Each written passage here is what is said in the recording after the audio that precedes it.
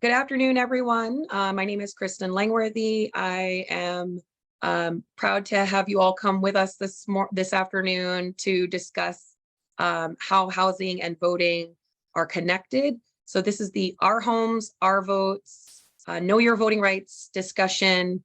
And the Housing Network of Rhode Island has been working hard all summer long doing outreach and engagement.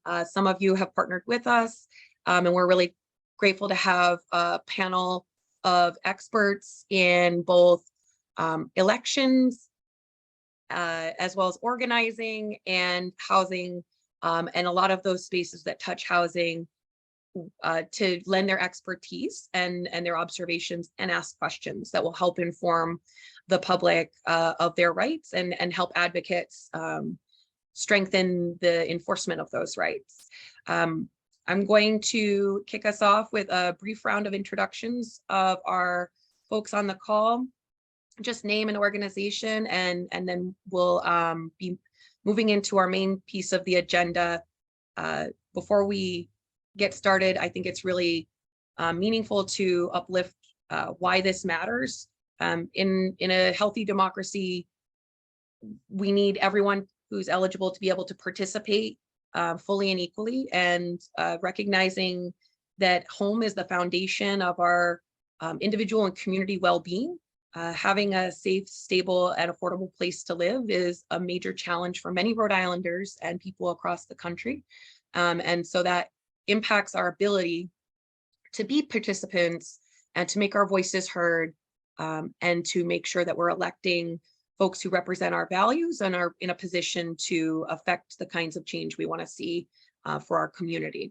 And nothing is more foundational than housing. I'm going to ask Norelis Consuega from the Department of State Elections Division to introduce herself, and then we'll go from there. Thanks so much. Good afternoon, everybody. Kristen, thank you so much for this invitation. My name is Norelis Consuega. I'm one of the Deputy Directors of Elections for the Department of State Elections Division. I'm excited to be here to talk about this really important topic, particularly now where housing is a top concern in the state, and making sure that all eligible voters have access to the ballot box, regardless of where they might be physically. We are here to learn from each other and really understanding like how the elections division is able to provide information with our community partners. So I'm excited to be here. Thanks, Norelis. Steve, could you introduce yourself? Sure. Hello, everybody. Stephen Brown. I'm from the ACLU of Rhode Island. And John? Hi, everybody. I'm John Marion from Common Cause, Rhode Island. And Kate? Okay, you're on. Hi, I'm Kate Bowden from Disability Rights, Rhode Island. Cynthia? Cynthia Hyatt from the Commission for Human Rights. And Ian? Good afternoon. I'm Ian Colomer with the Coalition Against Domestic Violence. Wilma? Hi, I'm Wilma Smith. I'm a community advocate. I've also done public speaking for the Coalition for the Homeless, and I'm a board member for the Tucker Central Falls Development Corporation. And Steph? Hi, I'm Stephanie Geller. I'm with Rhode Island Kids Count. Nice to be here. Thank you, everyone. And I just want to say thank you all for joining us. There's a lot of perspectives in this space that all lend a different angle on this question. Oh, sorry, Matt, I missed you. Matt Netto? Hi, Matt Netto, AARP Rhode Island. And Nicole, I just saw you come in too. Hello, everyone. Nicole Tingle, NAACP Providence branch. So we know that a lot of Rhode Islanders are struggling right now with housing. We want to uplift that our friends at the Housing at Housing Works Rhode Island just had their fact book release And that has amazing amounts of resources and data for folks who want to dive a little deeper into understanding what the state of housing is in our state. I'm just dropping the link in the chat as we go. And all of the links and resources that we're sharing today will be included in our follow-up email with resources included for folks who are following the recording later. But there are a lot of different challenges that face people. So homeowners and renters have an observable disparity in their participation rates. So homeowners are far more likely to be participating as voters than their renter counterparts.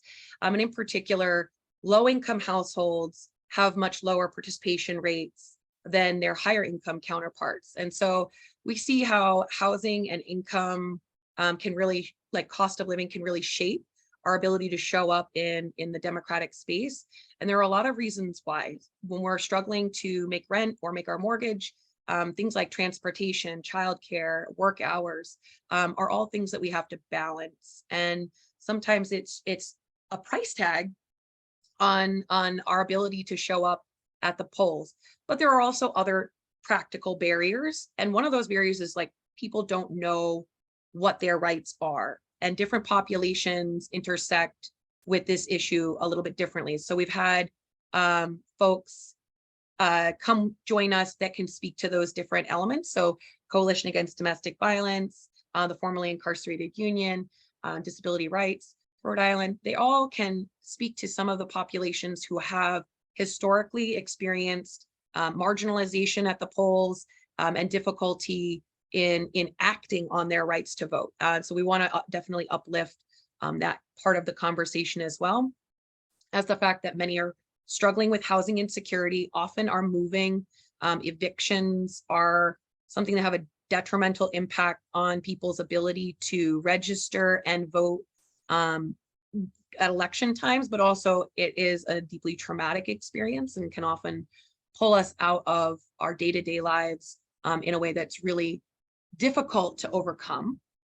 And so we want to really understand this well-rounded perspective on how housing intersects with our ability to vote, and then also clarify like what our voting rights really are, because there's also a problem with misinformation and disinformation out there. So I'm going to have Norellis kind of take us through the basic building blocks of what our rights in Rhode Island actually are. So starting off with, where can we register? How do we register if we don't have a permanent address or if we're experiencing housing insecurity? And then kind of going through the steps. What do we need in order to participate in the elections? What are those things that we need to have, like voter ID? What are our options there? Voting by mail. What are our barriers there that people might be experiencing? So we're going to start with that. Norellis, can you kick us off, please? Sure. So basically, obviously, in order to register to vote, you have to be at least 16 years old to pre-register, be a resident of the state of Rhode Island, and be a citizen of the United States. We have two options. One is by a paper application, and the other option is through the online. So I'm going to first talk about the paper application. So most agencies do have access to the paper form. If anyone is requesting any type of the service, they are supposed to be asking the person about the voter registration. Even if the person goes every month or every few months, they are supposed, even though they're registered, they are supposed to be verifying or letting the person know that they have the eligibility to update their address, particularly if someone is moving around. They should always be provided with that information. The online version, most Rhode Islanders will go to the DMV and register through the automated voter registration option as they're doing some type of transaction at the DMV. In addition, the AAA as well. Through our website as is the other option that a person is eligible to register to vote. However, there's a little issue there where only those individuals that have a valid Rhode Island state license or ID are eligible to continue the process through our online. Reason being is we transmit the person's signature that appears on the DMV record So even if someone's applying through the system, it'll lead them to pre-fill like a paper application. But that has happened where an individual may have some type of issue with their license and it kind of bars them from continuing through to submit the online. When that does happen, we do have voters call us, and then we work with them either to come to our office or we mail them the paper application, making sure that they can still register to vote, even if there is an issue with their driver's license not being able to be validated. No matter what happens, we always encourage any voter to call us, and we will do what we can to assist them and also work with the local municipalities to make sure if there's any particular concerns there. If someone is homeless, they are still eligible to register to vote. I think there's a misconception that people need to physically live in a house to register to vote. While that is accurate in the sense that you have to be in your residence, like you can't register from a business, for example, you can't register from a PO box. But when we do experience where a voter doesn't have a permanent address, those voters are then registered from City Hall. And again, yes. Sorry, I just want to pause right there because that is a really great note to have, that you have the right to vote, even if you don't have a permanent address, even if you're experiencing homelessness. This is something that's really important. We encounter this often, but can you just highlight the practical how? Because I've seen the voter registration form, and it is definitely something that, you know, if I'm just looking at it, I'm filling out an address. And if I'm wondering to myself, or if I'm helping somebody register, there's not really a clarity to how I would mark where I typically am living or staying. And how do we get to that practical space of actually acting on our rights when we're trying to register? Well, for us, as we do our trainings, when we partner up with organizations, and this question comes up a lot, because it's happening, it's a reality of our homeless population. So when we train our organizations, we let them know if they're going to ask a question. The voter knows when the application is asking your residence address, they're going to say to the person that's helping them, I don't have one. So what do I do? So when we train our partners, we let them know that if the person is experiencing at the moment, they can then put down the border canvasser's address, and then we let them know to put a note in the canvassers know. When they see their address as the residence address, then they know that the person is experiencing homelessness. It's hard when someone does it on their own because we don't know, you know, but we definitely, when we go out, when the elections division goes out and does voter registration drives and we encounter situations like this, we take the application back anyway. And we always inform the voter, make sure you get in contact with the border canvassers. If there's anything that you're registering in Providence, Cranston, wherever you're registering, the border canvasser's office is there to help the voter and sort of to navigate how that will go. Because again, when you process a voter registration, a notice goes out to the voter acknowledging that that voter lives at that address. If that correspondence comes back to the board of canvassers, that voter becomes inactive. And then it kind of opens up the pathways for them having to fill out an affirmation when they're voting in person. So, I mean, it's really important to work with communities that are they're working with the population and to train them properly and to make sure that a voter knows that there's nothing that should stop them from registering, at least from town hall and city hall. And if anything goes forward, I mean, we're here to kind of work with them and try to make sure that they're registered accordingly. Same thing where they might come up, say, well, I have a friend's house and I receive mail at my friend's house. You could put a mailing address, but again, the residence address is more of the standard where you have to live. It's where you sleep at night in a way, and that's kind of hard where you don't have a place to sleep at night. So at least we do have a place to have the voter register from town hall. You mentioned the options to vote. So the options to vote, we have the 3 options to vote, obviously a vote by mail, vote early, and vote on election day. You know, we always used to talk about election day being the first and last day of voting. That's not the case anymore. It's actually the last day to vote. So voters are able to submit an application once, you know, they're eligible to vote, they're registered. Meeting the registration deadline is important if you want to register, vote in the primaries and the general election. Unless it's a presidential year, then you can register same day. But we try to promote the deadlines because, again, there are individuals that move around and they are not really thinking about voter registration, thinking about I'm moving. So it's important to also know that if you are moving within town to town, that can affect your eligibility of where you vote, your polling location. If you move from across towns from one town to the next, depending on when that move occurred, if you didn't do your updated address by the deadline, that can also affect the type of ballot that you get. If you moved more than 6 months to a new municipality, and you didn't update, that can make you not be eligible to vote. So there are these little specific situations that voters may not be aware of in terms of when they're moving. And I think, again, is just really informing voters. Yes, we go to the DMV, but we're not thinking, and it happens a lot. We see this a lot, calls from voters during election time saying, wait a minute, I went to my polling place and my name's not on the list, or I don't live in Pawtucket anymore. I moved a year ago. I now live in Portsmouth.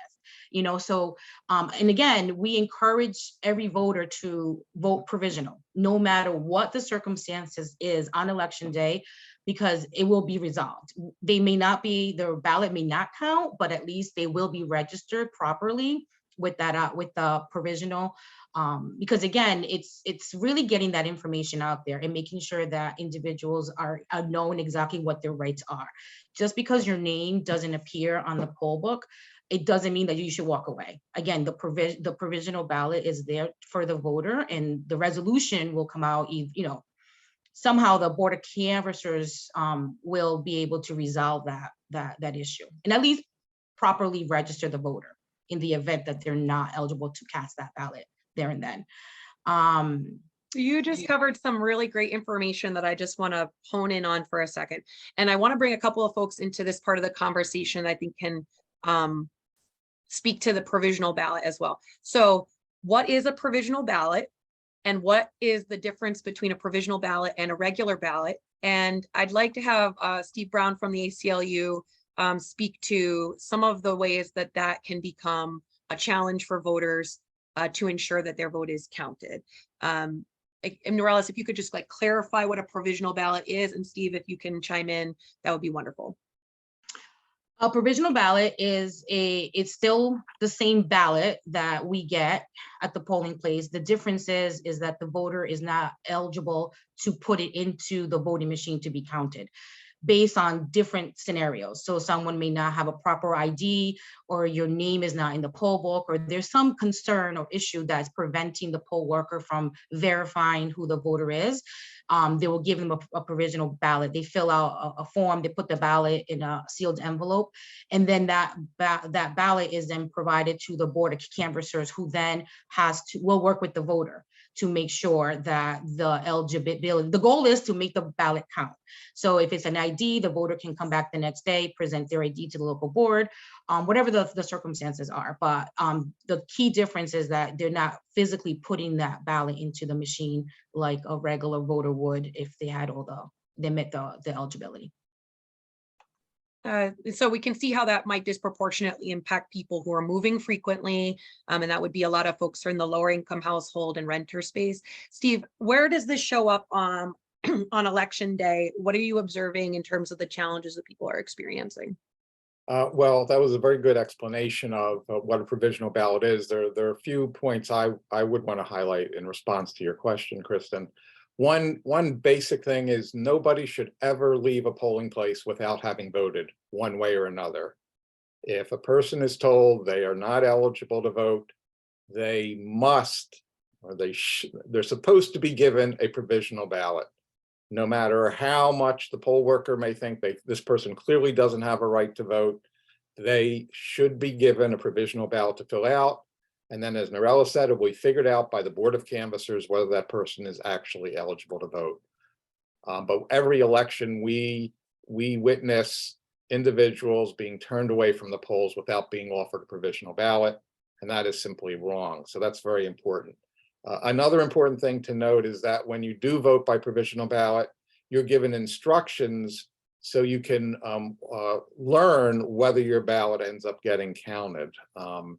So you can track it and make sure that if you think you did have a right to vote, you can find out whether that's happening. So a lot of times a provisional ballot is given because of voter ID issues, or because the person may show up at the wrong polling place. And I just want to very briefly mention two things about that.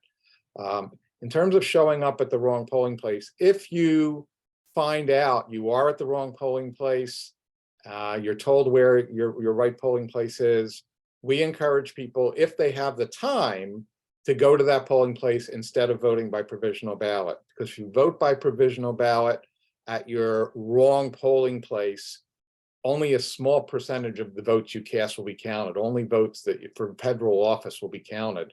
So you're going to lose votes for state office, ballot questions, and so on. So if you can go somewhere, if you can go to the right place, go there. But if you can't, at least fill out the provisional ballot. In terms of people who, in terms of voter ID, another issue that we constantly see at every election that's very troublesome is people will be given provisional ballots because the address on their voter ID doesn't match the address that's in the voter registration records. That does not matter. The purpose of voter ID is to confirm your identity, not where you live. So if your identity is confirmed by your voter ID, the poll worker shouldn't be telling you, well, no, the address doesn't match up, so you have to vote by provisional ballot. You have the right to vote by a regular ballot as long as the identity is confirmed and the identification is not more than 6 months, it's not expired more than 6 months ago. So those are two really key points that I would emphasize when it comes to provisional ballots. That's super helpful information. Before we move on to a little bit more about the voter ID, I want to follow up. John, can you speak to the barrier around registration and just uplifting Peter's question and some comments in the chat? What is our registration deadline? Why is that an issue for folks? How does that particularly affect folks in the housing space? I think would be something we'd like to focus on. And what can we do about that registration deadline? And also, could you tack on just a little bit about polling place locations and redistricting? Because I feel like that's very relevant for folks right now as they're making their plan to go vote.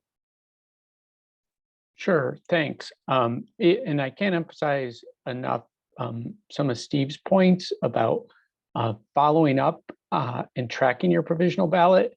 Just, you get a receipt, make sure you follow up, because most people don't. And to give you some perspective, more than 50% of the provisional ballots cast in the September primary didn't end up being counted. So the voter needs to follow up there.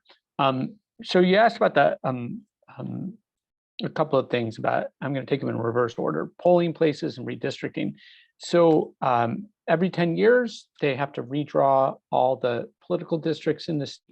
And as a result, many people find themselves in new districts and with new polling places. I won't go into details about why that is, but this is the first general election since redistricting. So tens of thousands, if not hundreds of thousands of Rhode Islanders will be voting at a new polling location next week. And so it's incredibly important for voters to go to the right location. Many jurisdictions send a nice postcard, but not all do with that information. And so it's very easy to look up where your polling place is by using the Secretary of State's voter information tool, which is vote.ri.gov.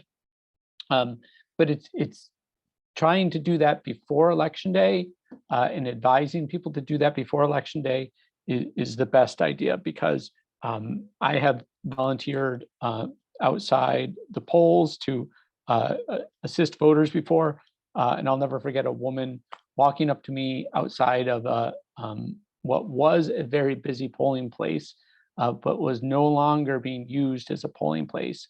And it was first thing in the morning. She had taken the RIPTA bus to what she thought was her polling place, because it had been for 10 years, found out that she was voting about 1.5 miles away, and said, well, I guess I'm not voting this year because I don't have time to get back on the bus, make it to the other polling place, and vote before I go to work.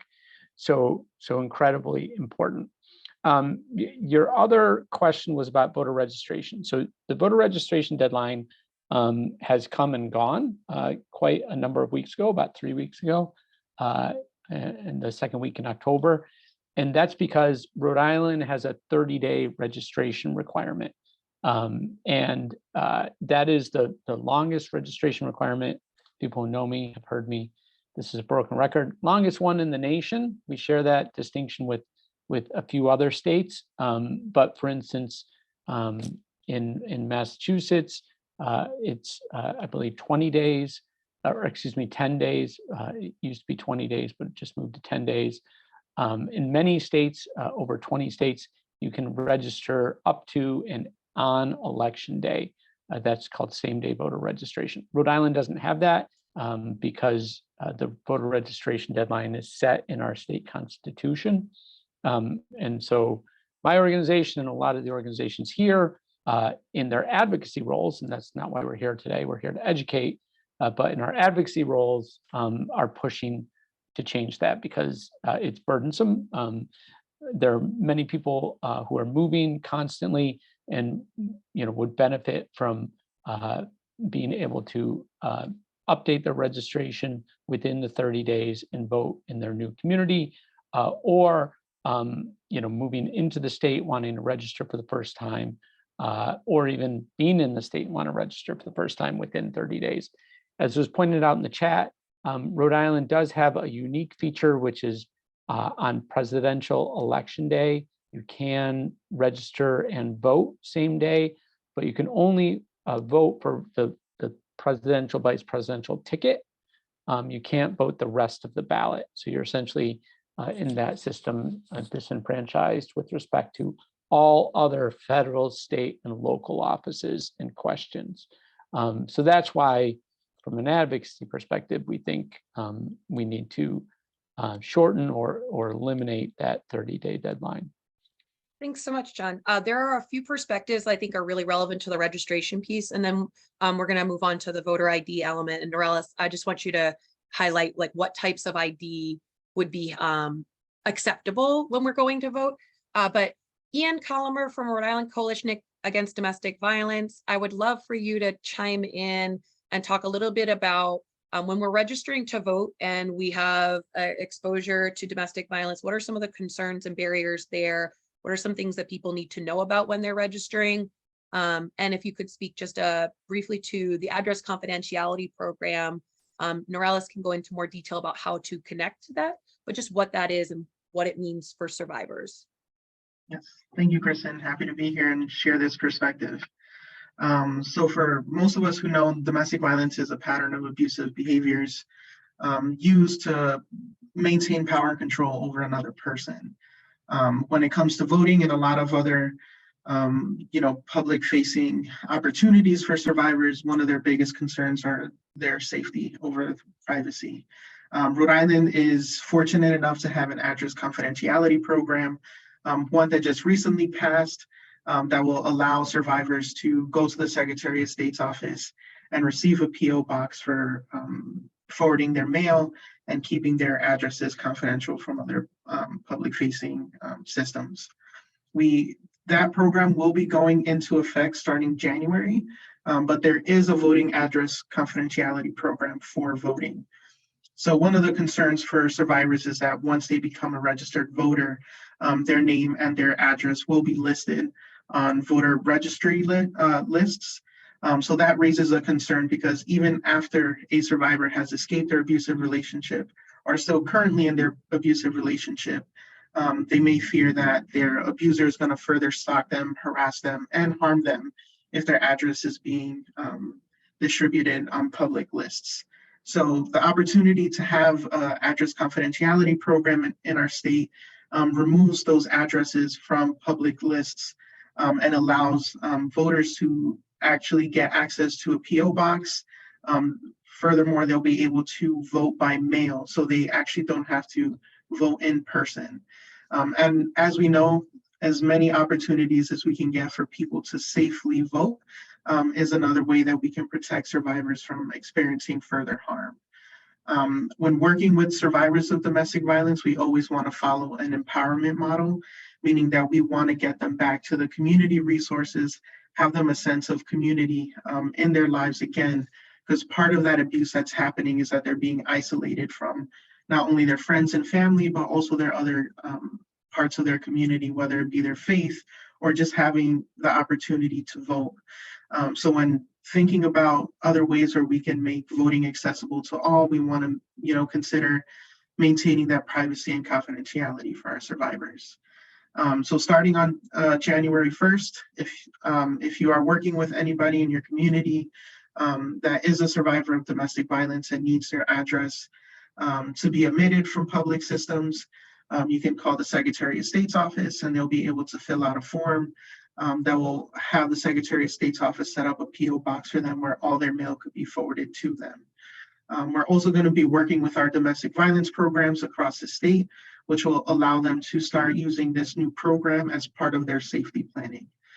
So if that's a new term for the folks here on this call, safety planning is just a process where a victim or a survivor is working to make sure that they're able to safely escape from any further violence that they may experience. So part of the advocacy work that our domestic violence advocates do is create this new plan to safely get the victim out of that dangerous situation.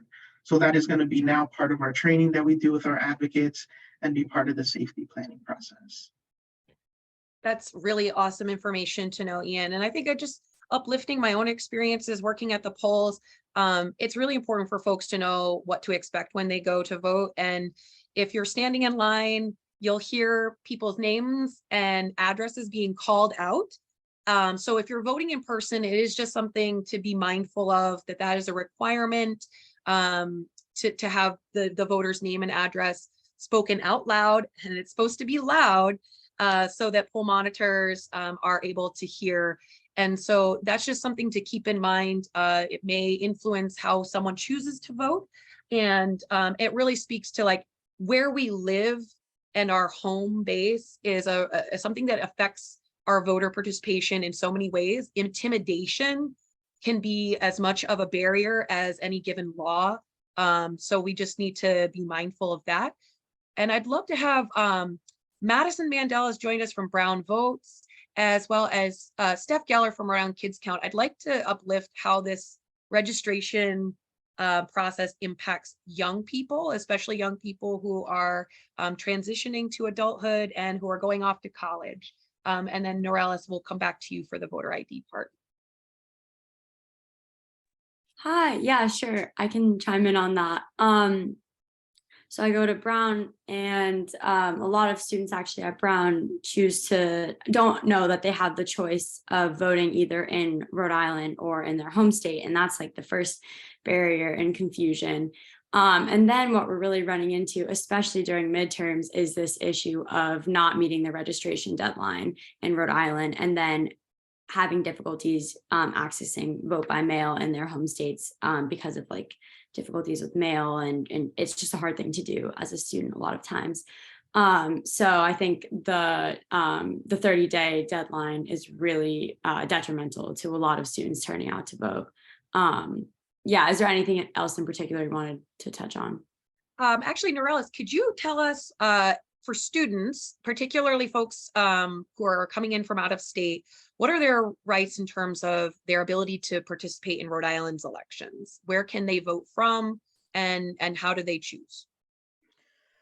We do get this question a lot, particularly with students that are concerned about, I vote, in my state, how to do that. The way that we say to them is, do they consider themselves a resident of Rhode Island? And they'll say, yeah, I'm going to be here for the next 4 years. We do verify and kind of let them know to check back with their schools or back home, because we are aware that some students get financial assistance, and then if they're not registered in their state, they may lose that. So we always are mindful to remind them to definitely speak to the financial aid offices at their school to make sure that registering in Rhode Island is not going to impact their eligibility to continue to receive any of the financial aid. Just like as long as they're registered by the deadline, they're eligible to vote. Again, considering themselves a resident of Rhode Island, they register to vote. They can vote by mail. They can vote early. They can vote on election day. And the same thing with our students from Rhode Island that are out of state or overseas. Same thing, as long as they are applying for a mail ballot by the deadline, we will send out a ballot to any parts of the world, if you're overseas or if any part of the state.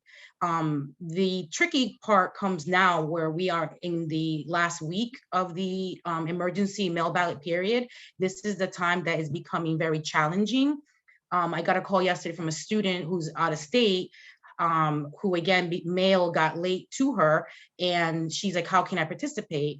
We now encounter a little bit of hardship because in order for us to mail her a ballot, her local board of canvassers needs to get that mail ballot application. So you can't do a regular mail. So now we're talking about adding a cost, because now the student has to either pay priority mail, overnight mail, Federal Express, whatever, to get this application into a local board of canvassers. It gets processed, and then we can mail it out. But again, our mail goes through the state's mail room. So that could be 3-4 days. The voter may get it Saturday, and then it is due back on Tuesday. So that's another thing to think about in terms of these deadlines that exist, particularly with students or anyone that is from Rhode Island who now can't be here on election day, can't vote early. This mail ballot option is there, but it gets tricky because it lessens the amount of time that we have to mail this ballot to the voter. And then we can't control like the actual delivery of the ballot through the regular mail.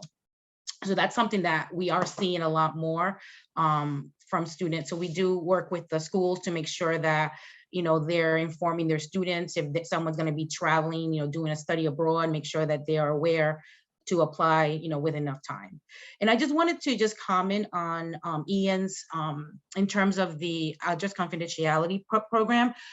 Yes, we are working on the development of expanding this program based on the law, but currently we do have an address confidentiality program.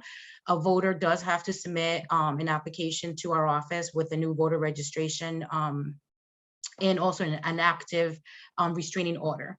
They get put on the list. Their name, their address, all the information is blocked from any and all reports and public information. We can't erase what appears online prior to their enrollment so we do get calls from voters saying, I Googled my name and I'm on this Rhode Island vote.org website or whatever the case is, I want it off. Unfortunately, like that's not our website, so we can only move forward from the date that the person enrolls in the program. It is blocked from mail ballot reports, and as you know, candidates do get requests voter lists and things like that. So the person's information does not appear on any of those reports. We have seen a little glitch in the process is when the voter goes to the DMV. So the DMV, their role is to register, they get the information, get it to us, but they don't know that that voter is enrolled in the just confidentiality program. So we have gotten calls where a voter realizes, again, they're looking, making sure that their information is not online. They find it. So then that's how we have to always be mindful. So when the person enrolls, to let them know. And we're very intentional saying, if you move from your community through the DMV, please let us know immediately, because we don't want to risk even an hour of your information being public, because people request these public records or public reports all the time. Every day, all day long, we're getting requests from the public. We can't control how they're using these reports. So we always very intentional to let the person know, say, if you move, please, just be mindful that it's not until the city gets the record from the DMV do they realize that this person was enrolled in the system. So we always want to make sure that they are aware of that. And then on the chat, there was a question about poll worker training. So when you go vote in person, your name and address is said very loud. A voter can still vote in person if they are in the address confidentiality program. Before they do that, they have to go to the local board of canvassers, get a certification indicating that they are enrolled in the address confidentiality program. They bring that certificate to the polling location and their name and address is not read out loud. Our office does, I want to say, we have a few dozen people on the program. We work with them. If they feel like so we do work with them if they need to vote in private, if they apply for mail ballot, we work with the local board of canvassers if they want to vote at the local board of canvassers. Again, the number one priority is their safety. So again, as long as we're getting the information and working with the voter, we will do what we can to make sure that their address and identity and location is kept confidential. That's really important information to know. And just as we're wrapping up our conversation about registration, I want to ask Sheree Cruz from the formerly incarcerated union to speak to how this impacts folks who are currently incarcerated and re-entering the community after incarceration. What are some of the challenges for registering? What should people know about how to register and how to get support as they're doing that? To make sure that their voices are also heard in our elections. And I think I just wanted to go back and highlight too, some of the things that were highlighted around registering and especially online, things like that with a suspended license. We saw that a lot over the years with not a valid or suspended license to be able to register, which it's easier online and more difficult for the population we're talking about to get to a place and get a physical paper to fill out. So online would be easier, but again, with that barrier. And when we're thinking about the population who are currently incarcerated, we have almost 3,000 people who could be incarcerated. Based on our latest report, we have 600 awaiting trial. And based on the 2006, Voting Rights Act, if you're not convicted of a felony and you're being held there, you do have the right to vote. And also individuals serving misdemeanor sentences, which many are for a suspended license they're serving. And we have an average in the 2021 DOC report, 80 people also. So these are people who are eligible, but held behind the walls and don't have access like we think about. We think about, there's supports for people who are in like medical institutions, nursing homes, but there aren't designated procedures to make it, much easier for people with those challenges. Things like getting a simple stamp that somebody doesn't have money to, mail away for their ballot and have it mailed back and then mail back again. They wouldn't have money for that stamp, or if they're able to initiate that process, or people being able to access the registration if there isn't a designated person at the Department of Corrections while they're in there to get it to. Usually, they try really hard, but it's one person doing many, many different duties. And, a lot of the individuals, those numbers I talked about were mainly from Providence, Pawtucket, Central Falls, Woonsocket. And when we talk about the housing crisis, and these are the areas most impacted, these are the people that when they are released too, will most likely be unstable or unhoused and not have an address. And in Rhode Island, this is huge because we're talking about, to access that to get that registration, that access just to register. I mean, under the Voting Rights Act now from 2006, they are given information about voting at the time of release, but not while they're inside or being held. And if they wanted to update or make sure they were active, if they were inactive for some reason because they weren't able to update it because of being unhoused or not having an active license. These are certain little details that people don't think about, but are huge impacts in our state because we know that we have tight elections and these numbers are huge. So I really appreciate that point of view, Cherie. And just to uplift, like, voting is a social determinant of health, civic health index that's compiled. The Rhode Island Department of Health has worked with our health equity zones, geographically distributed around the state. And they work in communities, particularly low-income communities that are struggling to have basic needs met. And the housing crisis is disproportionately impacting those communities, which are also, you know, there are a lot of folks who are in the Black and Brown community who speak other languages besides English as a primary language at home. And so, and as Cherie mentioned, a lot of folks coming out of the ACI and returning to the community end up in Providence and Pawtucket because this is where services are. So folks who are in that service sector space, working with people who are unstably housed or who are reentering, really need to be aware of what folks have as a right and how to support them, because there's such little information that's provided and such little outreach. Before I move on to Steve for a second, I want to uplift up a story that from this summer that should give us just like a spot of hope. There was an individual named David that we met in our outreach at Housing Network who had been experiencing homelessness for 15 years following his incarceration.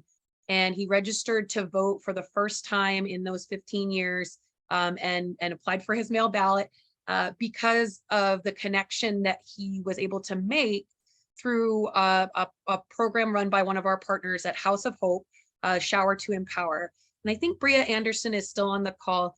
Bria, if you want to come off mute and speak to how the service provider sector is working to meet people where they're at and uplift their voice, please do so. And there we go. Sorry, I was just shoving my face with food. No, thank you very much for bringing that story forward, because certainly we work with the homeless population, so they don't really have fixed addresses. So we really have been trying to connect with them through Shower to Empower and on the outreach team to help them get their provisional ballots or their mail-in ballots, or where they can vote, and help get them registered and help them get access to the information so that they can make informed choices about their candidates and who they want to bring forward based on the issues that are impacting them, and housing being one of those big issues. And so it's been a very intense effort to try to reach people, and people have gotten ballots mailed to our office, and then we're out to get them, to find them so they can fill them out and get them in. And I think we've done, with a lot of support with our partners, we've been able to reach a lot of people, but at the end of the day, we know we're still missing people and voices are not being heard. But it's exciting that someone, after 15 years of not being able to register because of these efforts, was able to register and have their voice be heard. Just knowing that you have the right, and just can't emphasize this enough, you have the right to vote in the state of Rhode Island if you are not currently incarcerated on a felony conviction, if you're awaiting trial, if you are convicted of a misdemeanor, if you're on probation, parole, or home confinement, you do have the right to vote. And so it's a matter of making sure that we're finding those gaps and bridging them. Steve, I'd love if you could just speak to an issue that came up in the latest redistricting conversation around where people are voters when they're incarcerated at the ACI or somewhere else. What is their status? Where do they vote from? Can you just highlight that for us? Sure. For many, many years, state law has been very clear about people who are in the ACI, as Cherie said, people who are there awaiting trial, people who are serving time for misdemeanors. They have the same right to vote as anybody else. The state law says that if you're incarcerated, you vote from where you came from. You aren't voting from the ACI itself. It's from wherever you came from, and that's very important. in terms of making sure that communities get represented. We know that certain communities are overrepresented at the ACI, and it's important that they have the right to vote from where they came from, as opposed to the ACI, where the people who represent the district in the ACI do not necessarily care at all about the needs or interests of the people who are incarcerated. Now, there is another issue related to that, so-called prison gerrymandering, that doesn't have any direct impact on what we're talking about now. I don't know if we want to get into the details of it, but we're taking steps forward in trying to make sure that people's votes are counted where they deserve to be counted, and the ACI and the state law governing where they vote from is an important aspect of that. Where we live is really literally the foundation of where we vote. And so it has so much to do with our ability to get representation of our choosing and to have accountable government. I do want to just be mindful of the fact that we've been talking about voter ID, but I really want to have Norellis highlight for us what types of voter ID are acceptable. What are those red flags people should be paying attention to make sure that they're going to bring the correct ID with them. And then I'm going to drop a link in the chat to the full document, the voter ID flyer, so folks have that full list available to them as well. So the acceptable form of IDs basically is any photo ID that has not expired more than 6 months. Driver's license, a permit, like that piece of paper, US passport, any federally recognized tribal government ID, a student ID, military ID, again, the bus pass. There's a lot of times where people tend to always think is just the Rhode Island state issued ID, a medical ID, anything that has your picture on it and your name. It doesn't have to have your address. Something Steve has said earlier, that there is that misconception that my license address has to match, and it doesn't. The voter ID is just to prove that the person in front of the poll worker is the person that they're saying that they are, and that's the name that matches the poll worker, because their name will be on the list. If someone doesn't have, we saw this a lot in 2020 because of the pandemic, the DMV limited the number of people that were requesting, needed to renew their driver's license and state ID. So we did see a little uptick more on voter IDs for folks that wanted to vote in person. But again, if someone, for whatever reason, we don't need to know the reason, but if you just come to our office and say, I'm unable to renew my license, we don't need to know the reason why. That's not, as long as you're a registered voter, our voter ID has the voter's name, first and last name, and only the month and day of birth. It does not have the year, nor does it have an address. So it doesn't really work for other things. And the goal is, it's really for the day that you present, if you're going to go vote on election day, or vote early. Our voter IDs are free. There is no cost to it. If you do not have like an expired license, out-of-staters, for example, are registered voters, but then they have an out-of-state driver's license, they can come in and get a voter ID. If you do not have any of these expired documents, you can present, on our website, there's a long list of other supplemental documents that the person can present. And I think we have a very lenient voter ID process, because again, we don't want to be the barrier. So we really work, and Kate and I work together on a lot of events, particularly for individuals that do not know that they have the right to vote. So we do everything that we can to really work with the voters. During the pandemic, we will be outside taking the picture of the voter outside in the parking lot. It takes 10 minutes to get your ID. Now we have individuals who are homebound. And again, we have gone to that person's home, say, just pop your head out the door, take out, so we want to be mindful of, privacies and people's decisions as to why they may not want to leave their house except for on election day. But we do work with the voter. As long as we know what the circumstances are, we will do our best, within obviously a reasonable request. We're not driving out of state, unfortunately. So we just love the idea of a free program, and we want to make sure that people know if either yourself or if you're working with folks in a community that struggle to access vital documents, photo ID is necessary to vote in person, but not to vote by mail.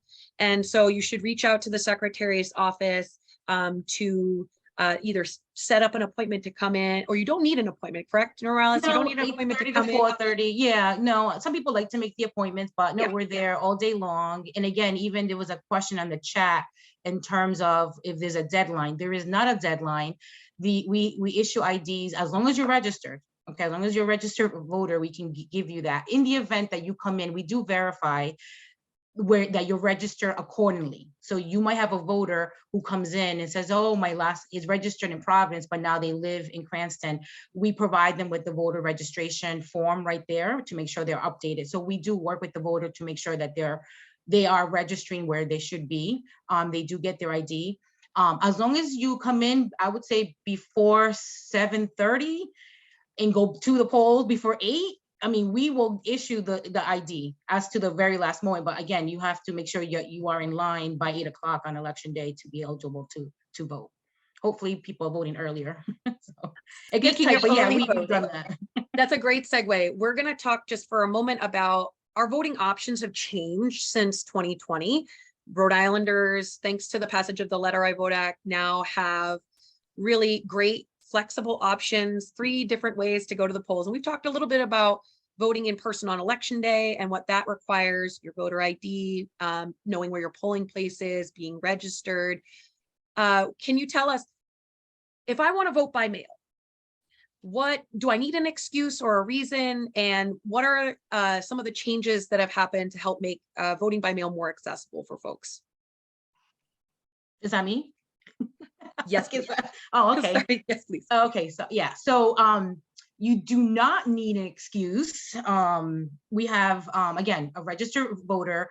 We put out the mail ballot application in the summertime, and then 20 days, the deadline for the regular mail ballot is the 21st day before an election.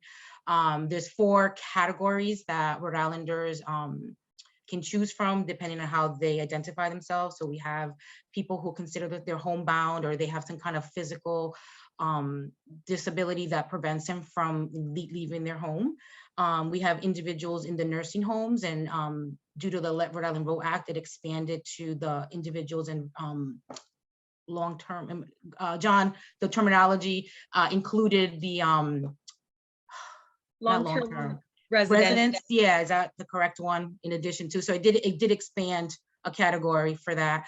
The 3rd category are individuals in the military or anyone, a U.S. citizen that's living abroad, or a spouse, or they can request their ballot to be sent overseas. And then the 4th one was also a change in the terminology, where now is you choose to vote by mail. Before, I think it was like, I can't make it to the polls. So now it's very specific that you have that choice, that you don't need to say why, you just want to vote by mail. So those are the 4 categories. Our office does, all summer long for the primary, the local board of canvassers are processing the application. As long as the application is received by that deadline, 4:00 p.m. Every single day, we're mailing things out. The benefit of someone that's in the military and someone that's overseas is that in addition to their paper ballot being sent over the mail, they also get an email from me indicating that they can go on their voter record and access their voting materials online. They're able to download their ballot and their oath certificate, and they can vote it, and then they can scan it, take a picture of it, and send it back to a specified email address to the Board of Elections. So a lot of times overseas addresses are not reliable, but as long as they provide a good email address, they will get an email from me multiple times during the process. So I usually, the first, as soon as they get it, they get an email from me, and then two weeks later, because every day we're getting new people added to this request. The same thing with the nursing home. So anyone that is in a nursing home, we do not mail out your ballot. Those ballots go to the Board of Elections, and then the Board of Elections has their workers go out to their respective assigned the nursing homes, and then they assist the voters. And Kate obviously can speak to a lot of the work that she's done, again, with people in hospitals and things like that, that also is a barrier. We do get those types of voters that something happens and then they can't make it. So Kate's organization has been phenomenal over the years to really get that access, to really get those ballots out to the voters that find themselves, in some type of health related institution. That's a great transition, because I'd love for Kate to uplift. Accessibility is such a huge concern for folks, and there's a lot of overlap between elders and folks with disabilities who are looking for the way to vote that's going to be most accessible to them. And so just to highlight some of the things that you'd like folks to know about their rights in terms of accessibility, what supports exist. And I think the classic question I hear from everyone, who can I bring with me to help me vote, is just like across the board, something we hear a lot about. So if you could speak to some of those things and what people's options are, both voting from home and voting in person, either early or on election day. Happy to. So this kind of ties into some rights. So we have people with disabilities or people who are unable to read have a right to have an assistant to help them mark their ballot. So the way this looks at the polling place is the person has a right to bring the assistant of their choice, as long as that assistant is not someone from their employer or their union. And if a person does bring someone to help them, the role of the helper is to mark the ballot. It's just a marking, reading and marking. It's the helper's not there to tell them how to vote, is what I tell people. And the way it works is that when they arrive at the polling place, the voter would say, I have someone to help me mark the ballot, and they will be required to fill out a form. It's called an affidavit of assistance. It's basically both individuals are explaining and attesting that they haven't brought someone who's from their employer or their union. So that is one way to get assistance. You can bring someone to help you mark a ballot. There's also a right to have privacy and independence with voting. And so, for example, if you think about someone who is blind and would like to be able to vote without having a helper, in Rhode Island, the Help America Vote Act requires every polling place to have an accessible voting system to enable a person to vote privately and independently. In Rhode Island, for many years, we had machines called the AutoMark, which is a device that marks a ballot for someone. This year, there's a new fleet of machines. They're called the Express Vote.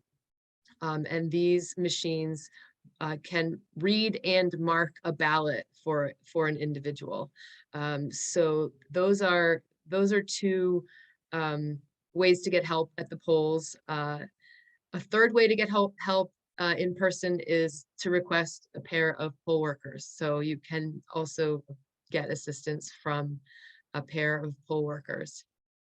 And then from home, there are very new features in the Rhode Island voting system. There is now what's called accessible mail ballot voting. So if a person is someone who has technology at home that enables them to read, this tends to be an option that a person with a vision or a print disability would want to use. There is a feature now where a person can request an accessible mail ballot, and a blank PDF ballot will be delivered to the person through the Secretary of State's portal so that they can mark the ballot from their technology at home and then return it to the Board of Elections. Norellis may be able to talk a bit more about that, but so there's the right, all those things kind of tie into the right to assistance, the right to technologies. And was there more that you wanted me to bring up, Kristen, or did I cover it? I just want to make sure people know that Kate is an amazing resource for folks who are looking for help understanding and navigating the accessibility questions, and also for getting in touch if there's an issue or problem. And I also dropped in the chat for folks, the Rhode Island Commission on Human Rights and the Rhode Island Attorney General's office has a complaint form. And so figuring out not just what our rights are, but how to act on them. And when there's a problem, what to do about it. We want to make sure that we know what our resources are. And there's also a question that came up in the chat, and Norellis, maybe you can answer. What is the easiest way to print a sample ballot? Or I think more particularly, can you bring a sample ballot or any other notes with you into the voting booth to help you in your voting? Actually, that's a question for the Board of Elections. They oversee operations on election day. So you're recording this, so I don't want to be misquoted. I believe so, but a voter and John and Steve can confirm if that it's accurate. I think you can. The simplest way is a voter can go on our website, either go into their own voter record and see a sample ballot. A PDF will open up. Just make sure that, because the ballot for November is a longer ballot, just make sure that your printer settings are good in order for them. It's a legal size, so it's able to fit. If not, you're gonna get like a multiple pages. But I just wanted to add to Kate's comments about the disability, something that I'm really proud of. And a lot of times, we in elections people think we know everything, and we don't, particularly if we're not in a particular community. So our goal is to, to learn, to research, to partner up with organizations that are working in a particular sector, and that's how we're able to bring election information. But one thing I'm particularly proud of is in 2020, we had a woman call us, and she voted she wanted her mail ballot, but she couldn't really see. She's like, well, I can see, but I just I have my magnifying glass, and we all know the print is small on a regular ballot. It's rather small. So she requested, she said, can you do me a favor? She's any way that you can enlarge this for me? So I said, of course. So I, took her ballot, I made it 11 by 17, so like a tabloid size, and I mailed it to her. I reached out to the Board of Elections and I said, hey, we have a voter. Do you have a problem with this? She's going to return a ballot that is not ballot paper, so the board said, yeah, it's fine. It's fine. It's a voter. Moving forward, I realized that there are, our visually impaired or print disability community may not know that they can request this, and they didn't know. So it took one voter for me to speak to realize like this is something that we need to add. So again, advocating, even within our division, I present things, if I see it, I hear, and I work organizations under certain needs. And this year, I'm so proud and excited that I made 50 large print ballots for voters who requested it for the general election. So that was something that it's really made me really happy to be able to, not just, it wasn't a one-time thing. So we added that to Braille. We still have Braille ballots made, and tactile. We do those in-house, not Braille, but the tactile is the time for us to use our crafting skills to make the tactile ballots. But those types of ballots, they just, for me, it just resonates the importance that there are individuals that either choose not to vote because these barriers, or rely on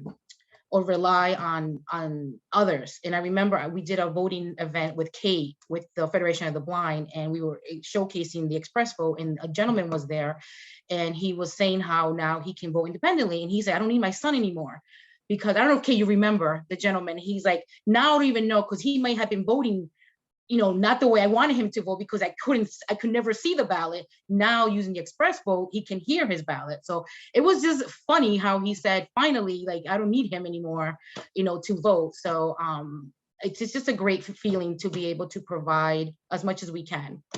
And I also put in the chat that all of our services, I translate everything. I wish I could speak more than Spanish, but everything that it's available, any printed material, guides, forms, things that were not translated in the past are translated now. The website, I do the actual human, we don't do Google Translate, but it's the Norellis Translate of every aspect of the website. So again, if there's something that needs to be translated, or if your organization needs something, please feel free to reach out to me, because for me, it's the partnership, it's collaborating with you and making sure voters know of their rights that's out there.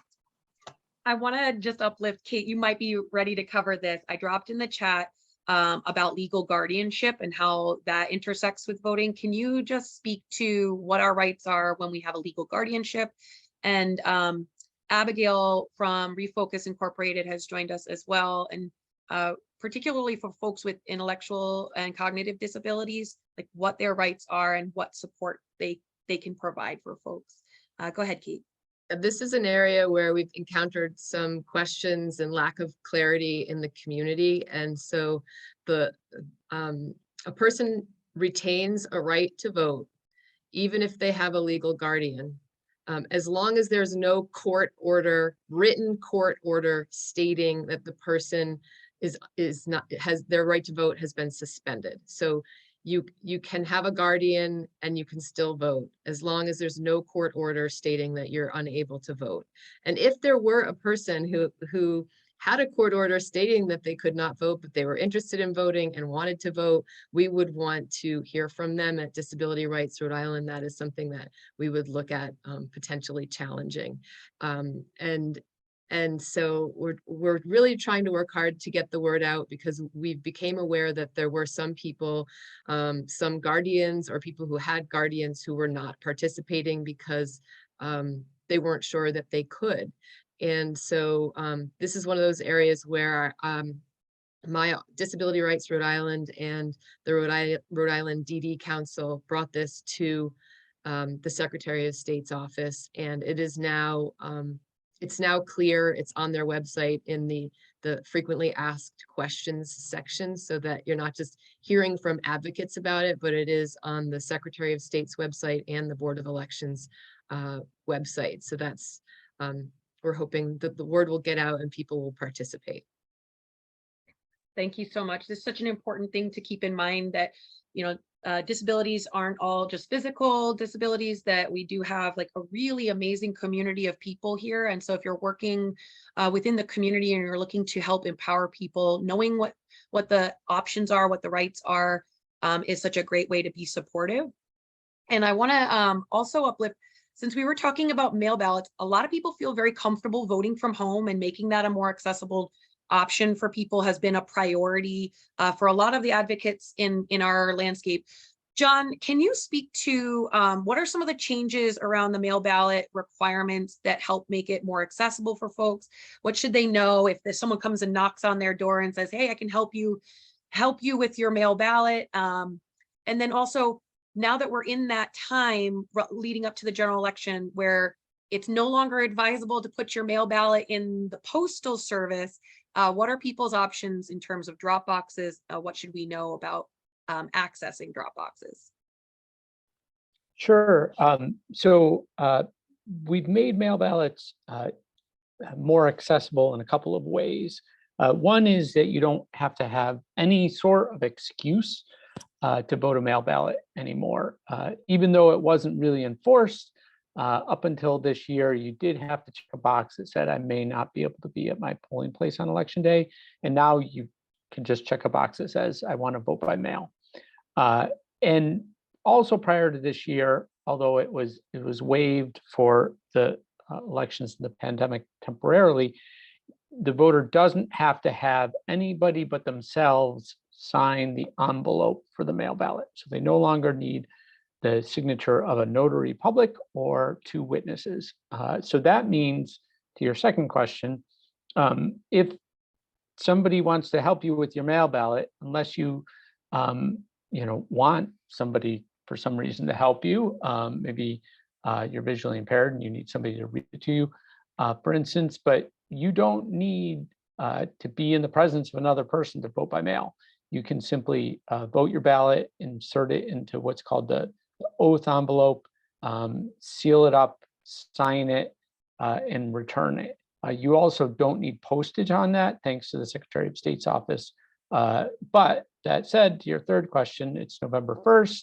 We're a week away from the election. Don't put it in the mail starting today. Even though most first-class mail is delivered within a day in Rhode Island, we don't want to take any chances with your ballot. So it should be dropped off either one of two ways at a drop box. There are 41 of them in the state. The Secretary of State's office has a fantastic tool for finding your drop box. Most likely it's at your city or town hall, and we'll put that tool in the chat here in a second. Also on election day, there's going to be a blue drop box, a plastic box that will be labeled as a drop box in every polling place in the state, and you can deposit your mail ballot in there. Big thing about drop boxes is you don't need to put it in the drop box from your town. So you live in Coventry and you work in Providence, you can drop it at one of the two drop boxes in Providence, or vice versa. If you work in Coventry and you live in Providence, you can go into any polling place on election day, and there are over 400, and stick it in there. Just make sure it's got the envelope with your signature on it. Otherwise, it won't be qualified and counted. If you do vote by mail, you can also track the mail ballot. There's information when you get your mail ballot, so you can log onto a website, and there's a ballot tracker tool. So you can see when it's received, and you can actually see that it's been qualified and counted. I think I got everything. Norellis, thank you so much. You're just loading the chat with all the links I'm name dropping there. But lots of tools to track your mail ballot. John, you covered like a lot of great information. I'm just going to recap some really important highlights about mail ballots. 1, you don't need a stamp.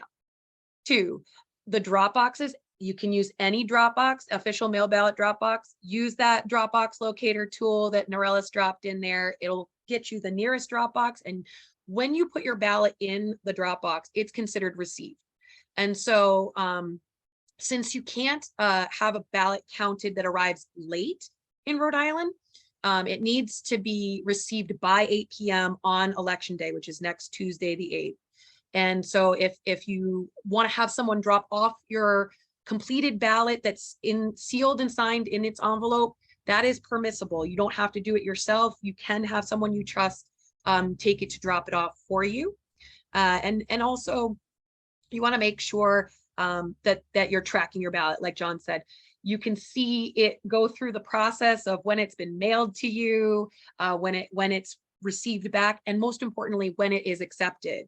And so I want to uplift, as we're coming close to the end of our time, what we do when there's a problem.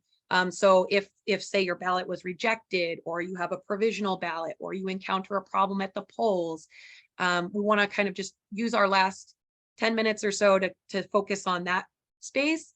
But before we do, I want to ask Steve, can you uplift, the people have a right to vote free of harassment or intimidation.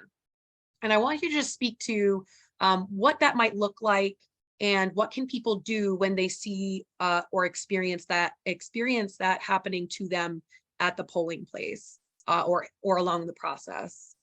Sure. Well, if we've been reading or watching what's been going on in other states, there's been a lot of legitimate concern about voter intimidation at the polling place. It has not, to my knowledge, been a problem in Rhode Island, and hopefully it will stay that way. But if for any reason a voter believes that they are being intimidated when they go to the polling place, they should talk to one of the workers there about it. If the intimidation is coming from one of the workers, they should talk to whoever their supervisor is. There are a lot of phone numbers that are available to call on election day. Maybe somebody can put them in the chat. I mean, there's an election protection hotline, the Secretary of State's office, the Board of Elections. Obviously that's a very serious thing. I think it is extremely rare though, at least here. Hopefully it's not a big issue, but there are lots of, the first thing you do is you should complain to whoever is available, whether it's somebody at the polls or in a phone number, and people will take that seriously. So we're going to drop some of those numbers in the chat, and also uplift some resources for folks that we haven't mentioned yet. Voting While Trans, there is some great resources on the Secretary's website to help people navigate that experience when voting in person. And you know, that can be definitely something that turns people away if they don't know what they're going to expect to experience, and then what their options are as an alternative to get an ID that reflects their gender identity. But I'm uplifting also the 211 hotline is available 24/7. It's multilingual, and so if people have questions or need support, that is one great resource to be mindful of. And then also the Elections Division contact information, phone number and email. That is a really great way to get in touch with somebody who can answer a direct question or deal with a problem that is happening. And then the Board of Elections as well, those election day issues.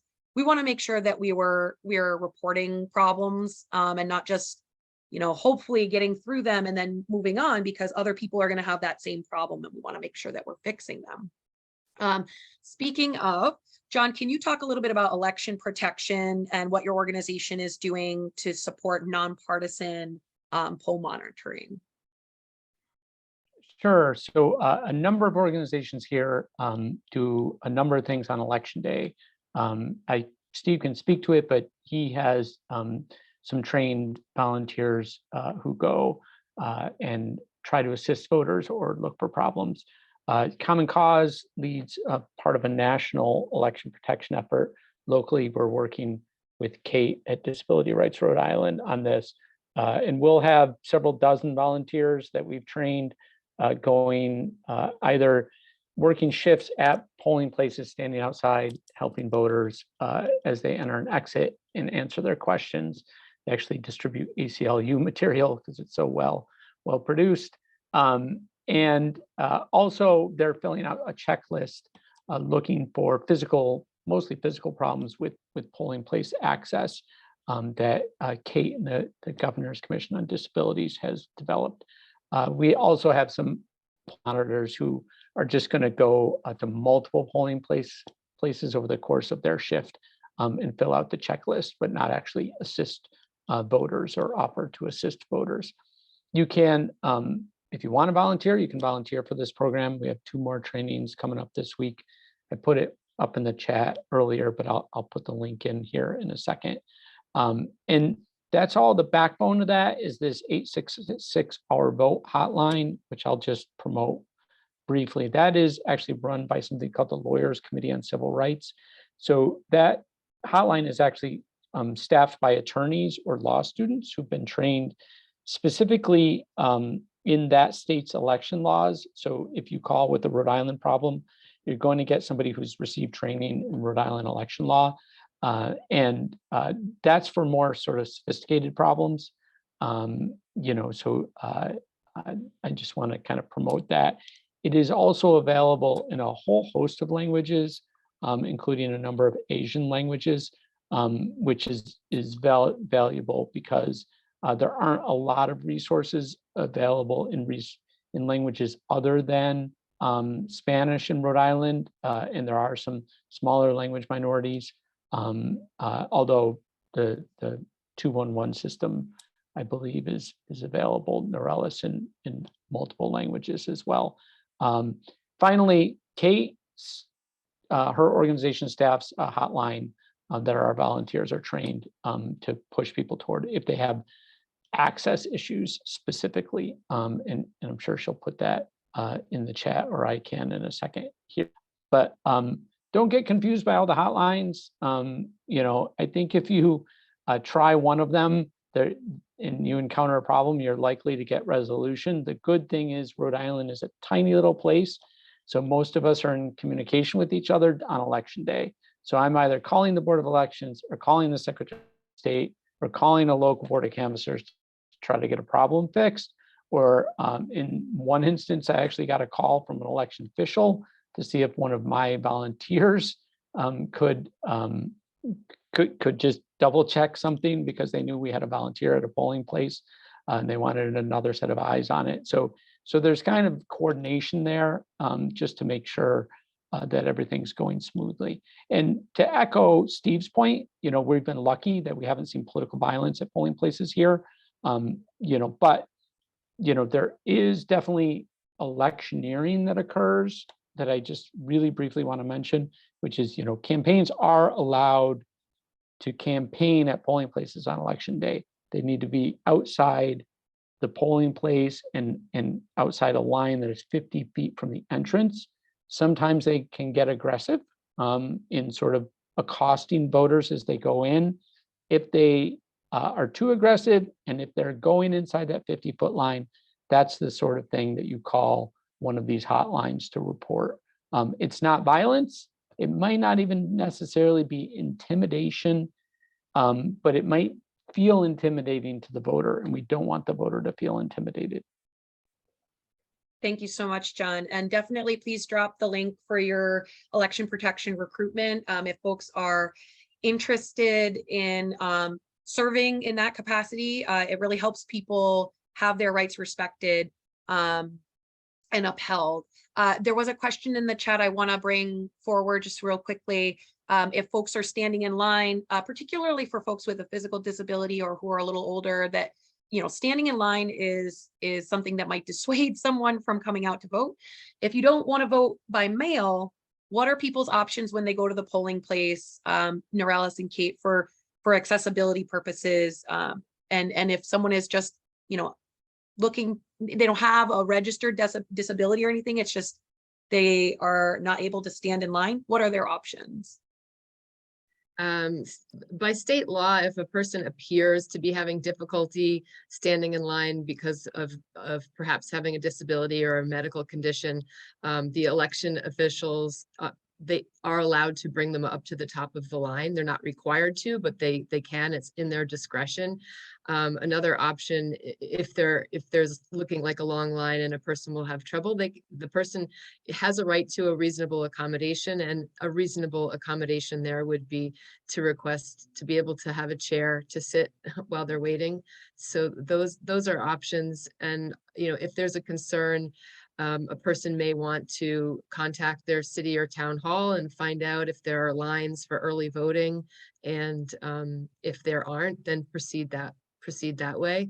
With early voting, I do recommend that folks call and find out where the accessible parking is and how to get to the early voting, because it may be in a different location than the elections office within town hall. Thank you so much. I just wanted to add another another option that individuals may have now during the early voting is on the emergency application. They can designate someone to pick up their ballot. So that's another thing where we are getting calls from individuals that are unable to, they want to go vote early, but something has happened. And again, the mailing issue becomes a concern. So we let individuals know that they can designate a person of their choice, and that person can bring the application and actually walk out with their ballot packet on that same day. So that's another option for someone. This has been such a great and informative conversation. I want to thank you all for adding your different perspectives. We're just at 1:30 now. I'm happy to keep the space open if folks have questions to pose to the group, anything that we haven't covered. Again, we will have the recording and resources that we talked about in the follow-up, but just want to open up the space for a moment, and anything else that people want to share or call attention to, you're welcome to do that now. I'm going to pick on Nicole Tingle for 1 second because she did share the 211 hotline, but also she's with the NAACP, and they are doing transportation to the polls. So Nicole, can you just highlight that for folks who are looking for support in that area? Sure, I'll be glad to. Very briefly, Voter Access Day in Providence is this Saturday, November 5th, from 9 a.m. to 4 p.m. I'm at 444 Westminster Street. The NAACP, we're partnering with many of our local partners to do carpooling and van transportation with the targeting senior living facilities and affordable housing units. So if there's anyone who will need a ride to the polls, they can request a ride. The link is in the chat for that particular day.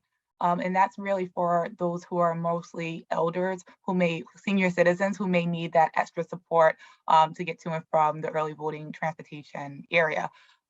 Also, we are providing lift credits. So we're providing lift credits to and from polling locations or drop box locations from now until the general election while supplies last.